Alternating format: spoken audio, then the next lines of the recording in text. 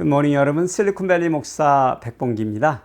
오늘도 주님과 함께 행복한 교회, 화목한 가정, 형통한 기업 세우시기를 축복합니다. 오늘 묵상 말씀은 감독을 세우려면이란 제목으로 디모데전서 3장 1절에서 7절까지입니다. 우선 1절을 함께 읽어보겠습니다. 미쁘다 이 말이여 곧 사람이 감독의 직분을 얻으려 함은 선한 일을 사모하는 것이라 함이로다. 아멘.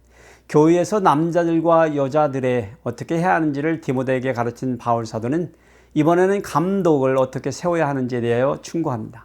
그것은 책망할 것이 없는 자여야 합니다. 크게 나누어서 세 가지 분야에서 그리 인정받아야 합니다. 첫째로 리더십에 대하여입니다. 바울 사도는 감독의 리더십을 다루면서 딱 한 영역에서의 리더십을 점검해 보라고 권면하고 있습니다. 가정에서의 리더십입니다. 그가 한 아내의 남편이어야 한다는 말은 곧 그 자격의 조건은 남자여야 한다는 단서를 붙습니다. 감독은 우선 그의 가정에서부터 그 리더십이 검증받은 자여야 한다는 것이죠. 자녀들을 잘 다스린다는 조건에는 인류학교에 보내는 것이나 성공한 직장이나 사업체를 가진 자녀를 말하고 있지 않고 부모에게 공손함으로 복종하는 자라고 말하고 있습니다. 그것은 교회 리더십의 덕목에서 가장 중요한 것은 순종이며 그러한 공동체를 만들어갈 수 있는 사람이 한 교회의 감독이 되어야 함을 강조하고 있는 것입니다. 바울 사도는 이것을 5절에 자기 집을 다스릴 줄 알지 못하면 어찌 하나님의 교회를 돌보리오라고 가정에서의 리더십을 말하고 있습니다. 둘째로 성품에 대하여입니다. 먼저 본인 스스로의 성품입니다. 절제하며 신중하며 단정하며, 여기 절제는 헬라어로 네팔레오스, 그 의미는 술 취하지 않는 절제하는 외부의 것으로부터 향한 절제라면, 신중하면은 헬라어 소프로는 건전한 마음에 절제하는인데 자기의 내부의 욕망과 충동으로부터 절제하는 신중함을 나타냅니다. 또 단정하며 라는 단어는 원어로 코스미오스로 유형적 단정함이 아니라 질서 있고 균형 잡힌 인품을 가리키는 철학적 용어로 후에 예절 바른 존경할 만한 영예로운 고결한이란 의미로 사용되었으므로 총체적으로 단정하고 모든 면에서 절제할 수 있는 능력이 있는, 다시 말해 좋은 성품을 지닌 자여야 한다고 바울 사도는 권면하고 있는 것입니다. 셋째로 관계에 대하여입니다. 다음엔 타인들에게 드러내는 성품입니다. 우선 타인에 대하여 긍휼함이 있는 사람이어야 합니다. 나그네를 대접할 수 있는 사람이어야 하기 때문입니다.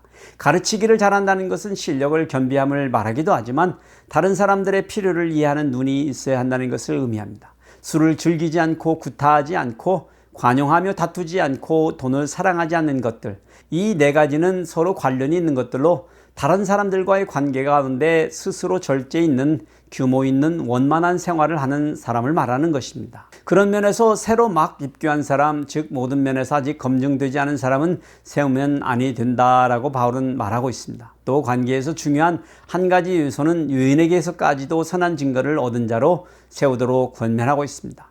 유인이라 함은 교회 밖을 의미하는 것으로 안 믿는 사람들에게서도 인정을 받은 자라야 한다는 것이죠. 교회 안에서 인정받았으나 교회 바깥에서 인정받지 못하는 사람은 결국 예수 그리스도의 교회의 비방의 대상이 되거나 마귀의 올무에 빠뜨릴 가능성이 있기 때문입니다.